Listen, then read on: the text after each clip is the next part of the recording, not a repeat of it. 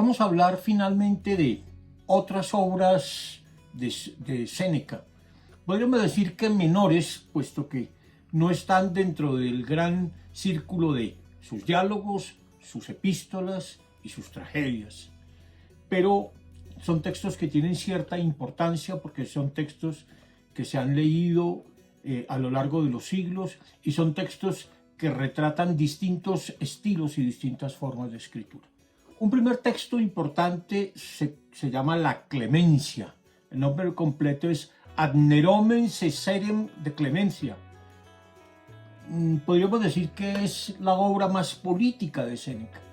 Fue escrita hacia el año 56 y claramente está dirigida a Nerón, que por entonces tenía 19 años, pero ya era el emperador, desde los 17 años. Claro, en esa época Séneca todavía confiaba en Nerón, tenía la esperanza de que fuera un emperador justo o clemente, como se dice en el texto. Es decir, que Séneca corrigiera muchos de los errores de sus predecesores, como su crueldad y su corrupción, que no incurriera en los mismos excesos de Tiberio, de Calígula, de Claudio. En realidad es una especie de reflexión ético-política en que se le da consejo al emperador sobre el modo como debe actuar en su gobierno, subrayando la importancia que tienen virtudes como la moderación, la justicia y la clemencia, porque esas deben ser las virtudes por excelencia del buen gobernante.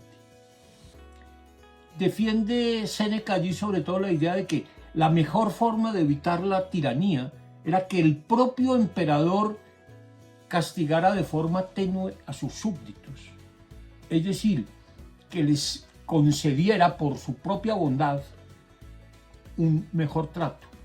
No tenía que el poder del emperador no tenía límites distintos a los que él mismo se pusiera. Pues bien, se trataba de poner ciertos límites al poder, pero se los tenía que poner el propio emperador.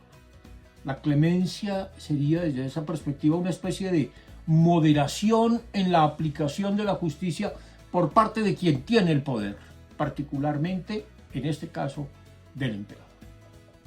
Eso es muy típico de la visión política de Séneca, que es un hombre que cree en las bondades del imperio y de la paz que llegó a Roma la época del imperio.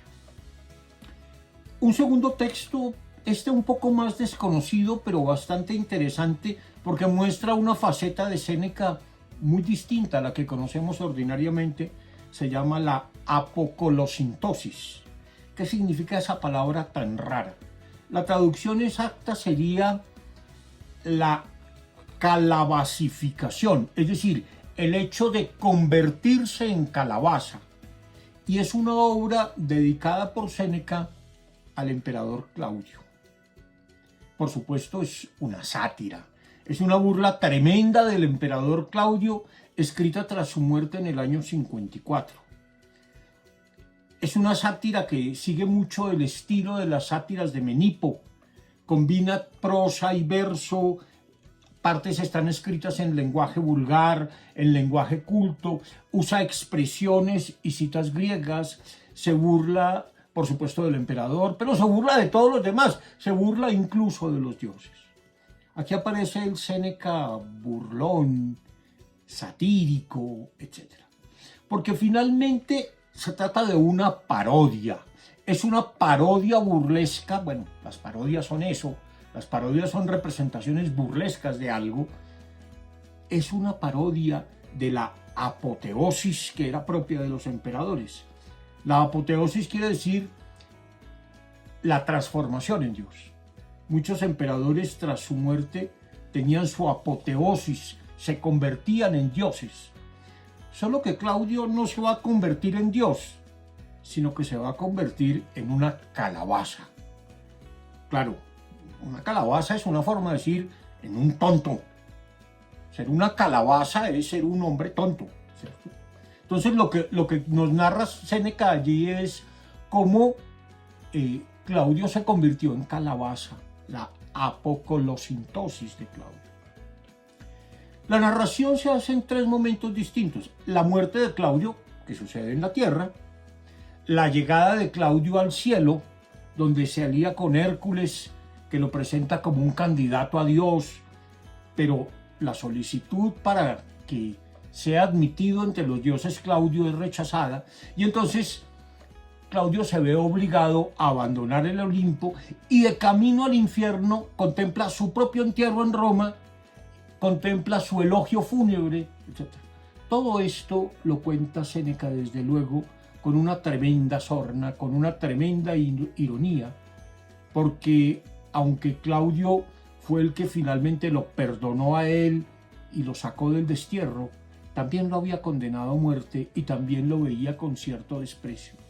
Y ciertamente Séneca se aprovechó de las propias dificultades de Claudio, que era tartamudo, que lo creían tonto todos, etc., para escribir esta pieza satírica, la Apocolosintosis.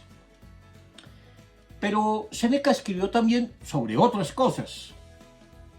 Por ejemplo, escribió un libro de cuestiones naturales, también hacia el final de su vida, cuando ya se aparta y se quiere apartar del poder, en los años 62 y 63 después de Cristo, escribe las cuestiones naturales. Recordemos que a él siempre le había interesado mucho todo este tema y que cuando estuvo en Egipto estudió historia natural.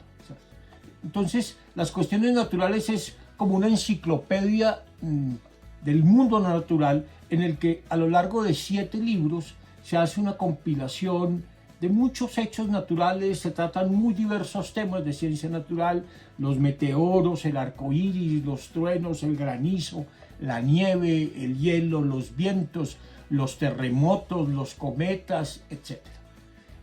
Algo muy semejante a una obra tradicional de Aristóteles que se conoce como los meteorológicos.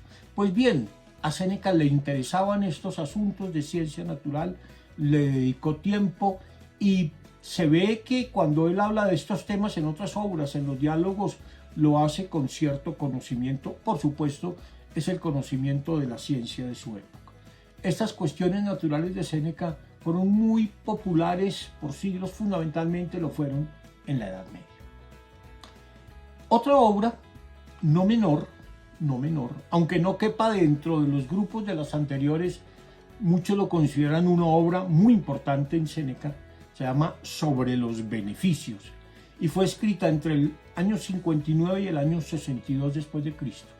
Es una obra en 7 libros en que se tratan muy diversos temas, tanto de filosofía natural como de ética. Casi podría decir uno que es una síntesis de filosofía estoica y de muy distintos aspectos de la filosofía estoica. Y trabaja con una idea, con la idea de los beneficios. Es decir, ¿qué son los beneficios? ¿Cómo deben darse? ¿En qué actitud deben recibirse esos beneficios? ¿Hasta dónde debe llegar la gratitud? ¿Cómo se expresa? Etcétera. Y todo esto le lleva a Séneca a retomar muchos de los temas clásicos de su filosofía: la providencia, la ira, la tranquilidad, la perseverancia, la brevedad de la vida, etc. Entonces, es una obra que da una visión de conjunto, que puede ser una forma interesante de entrar a Séneca, pero donde él desarrolla ideas que ha trabajado mucho más a fondo en otra parte. Y finalmente, se le suelen atribuir a Séneca una serie de epigramas, de poemas corticos, 72 en total. ¿Qué es un epigrama? Literalmente es esto. Un epigrama es una composición poética breve que expresa un solo pensamiento ingenioso o satírico con gran precisión y agudeza. No tiene las exigencias formales que tiene, por ejemplo, el haiku japonés, que son 3 versos, uno de 5, otro de 7, otro de 5. No, aquí se trata de un poema breve para expresar un pensamiento básico, para hacer una sátira breve, con precisión y agudeza. Eso es lo importante, que sea preciso, agudo, claro, directo. Se le atribuye a Séneca, pero no hay un testimonio claro de que Séneca compusiera estos u otros tipos de poemas. Sin embargo, no resulta extraño que alguien que podía escribir tan bellamente como escribía Séneca en prosa, pudiera escribir poemas. A mí no me sorprendería si me dicen este poema es de Séneca, porque él escribía poéticamente de por sí. Y en efecto hay autores clásicos como Quintiliano que se los atribuyen. Dice en un pasaje de la Institutio Oratoria de Quintiliano, dice lo siguiente: trató también, refiriéndose a Séneca, casi todas las materias de los estudios. En efecto, andan entre manos discursos, poemas, cartas y diálogos. Hay antologías, hay una antología de esos epigramas en español muy bonita que se puede conocer, que hizo la UNAM. Y hay antologías desde hace siglos que le atribuyen a Séneca algunos epigramas.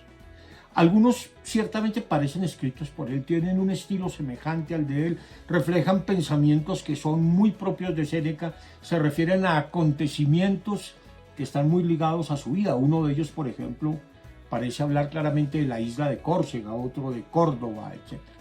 Hay otros en que habla de la naturaleza del tiempo, bueno, etc. Hoy en día muchos dicen que son espurios, es decir, que no son auténticos, que no los escribió Séneca. Aún así son interesantes, y el hecho es que muchos de ellos la tradición se los atribuyó a Séneca. Vale la pena pegarles una mirada.